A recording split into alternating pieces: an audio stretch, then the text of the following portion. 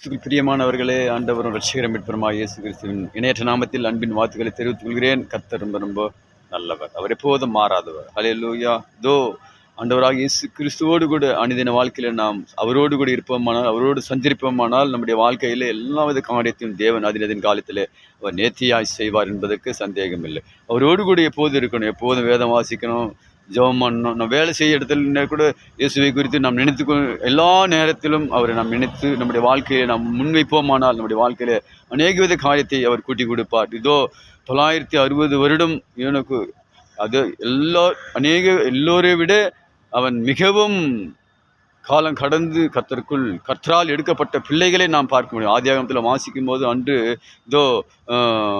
நோவாவின் காலத்தில் 8 பேரால் மீட்கப்பட்ட அந்த உலகம் இப்போது எத்தனையோ மில்லியன் கணக்கில் உலகத்தில் மக்கள் இருக்கார்கள். ஆனாலும் வலது கைக்கும் இடது கைக்கும் வித்தியாசம் தெரியாமல் வாழ்ந்து கொண்டு இருக்கிற மக்கள் மத்தியிலே நம்முடைய ஜெபங்கள், நம்முடைய எல்லா வித காரியங்களும் இந்த உலகத்தை ஜெயிக்க நாம் பிறந்திருக்கிறோம். கடவுள் நம்மை உருவாக்கி இருக்கிறார். ஆண்டவராக இயேசு கிறிஸ்துவை அனுதின வாழ்க்கையில் நாம் எப்போதும் வேதத்தை வாசிக்கணும். ஜெபிக்கும் போது கர்த்தர் பெரிய காரியங்களை செய்வார். God bless you. கர்த்தர் உங்களை ஆசீர்வதிப்பாராக. ஆமென்.